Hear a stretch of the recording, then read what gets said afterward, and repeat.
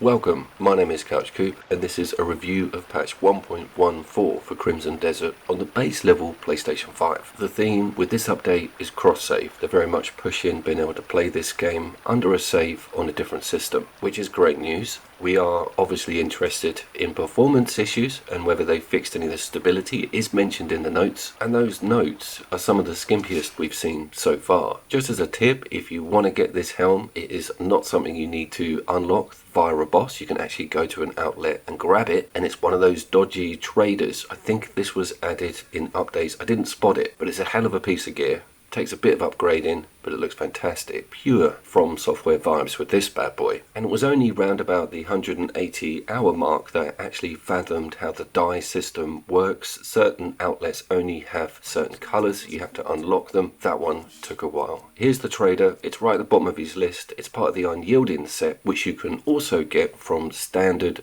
arms dealers. But the headgear is sat with this dude, strangely, and it's easily the best piece of the whole set.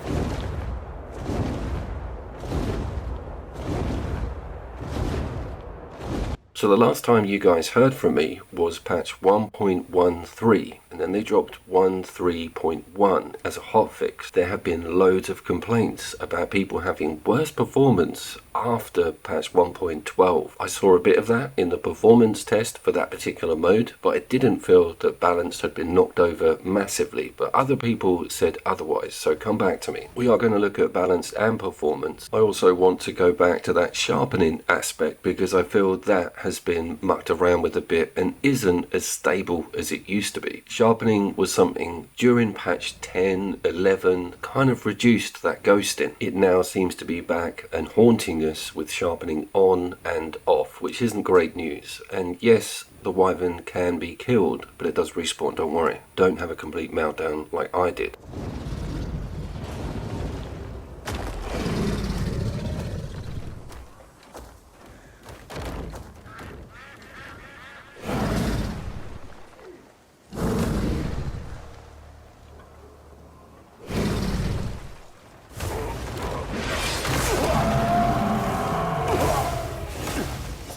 Let's do that sharpening stuff real quick because this is balanced 4K ray tracing on and sharpening on. Pretty crisp and smooth. Most of the offense is normally around the character themselves, and I don't see a huge amount of fluff or duplication. Going in and turning it off now doesn't really change much, and one of the main aspects of using the sharpening was to reduce that ghosting, but whilst it's on, it does suffer on frames in combat, which we'll look at in a second. So I don't see any massive selling point for having sharpening on anymore. It does crisp things up when stuff isn't busy, when you want to soak up the scenery, but I think something changed there with 13 and I don't think they've gone back on it.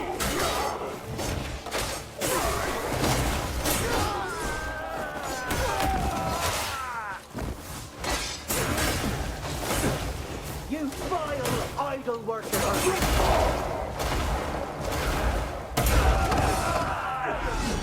Let's see how you fare. If you've been following these patches, you will know I'm kind of devastated that they have removed the C word in places, but it turns out they probably have removed it everywhere. I haven't heard it for months, and that's kind of devastating to me. It's one of the selling points to the game. Anybody who's kept this game in early patches will know that the language was blue as hell. Maybe that was some localization thing, maybe they weren't told how offensive that word actually is, but it still brightened my day hearing it from time to time. So many shiny things. Now, feel free to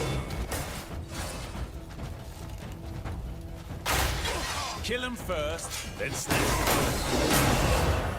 Stop right there. It's a damn good day.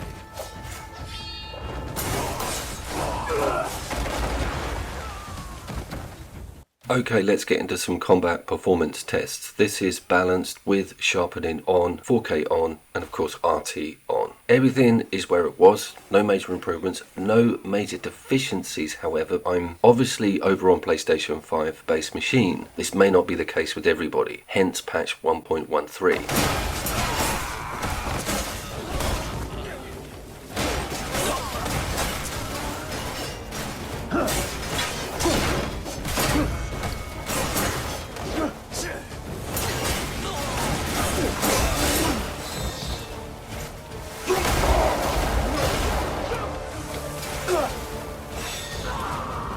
Let's take that sharpening off, and now we do see a slight bit of frame improvement. The game seems to cope a bit better, so I'm now default to sharpening off because it just doesn't have any benefits whatsoever other than a mild bit of crisp resolution change.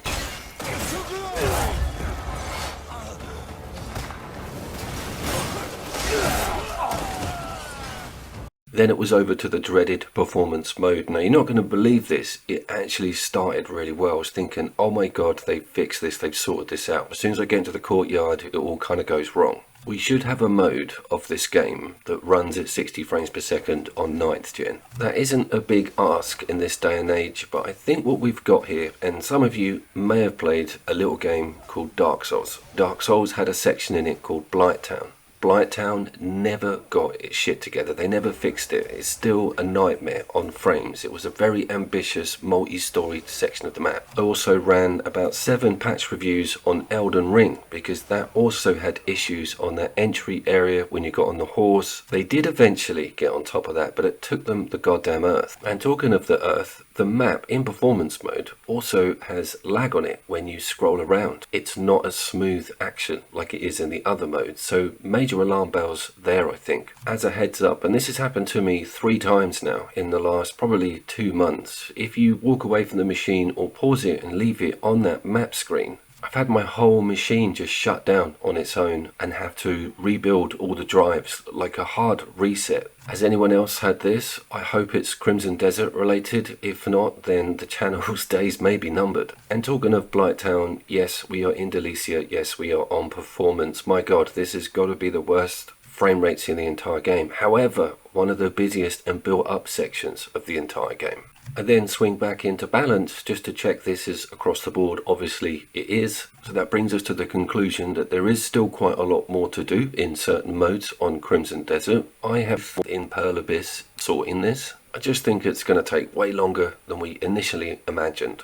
And back to Crimson Desert itself, these performance issues make up for about 2%. The other 98% is a brilliant game. I get these comedy comments from randoms saying that Crimson's a scam that I've put 185 hours into, a scam that's got some of the best open world combat and adventure mechanics ever seen, a scam that should worry Ubisoft right to the core. I had the same thing with Stellar Blade. These people are hilarious. Who gets up in the morning and thinks, I know, I'm going to put a comment on a Crimson Desert video. I'm going to put about 8 of them on there trying to downplay it. I find it all very amusing. Stick with me, Greymanes, because we're going to get through this. My name was, of course, Couch Coop. I very much look forward to seeing you down there.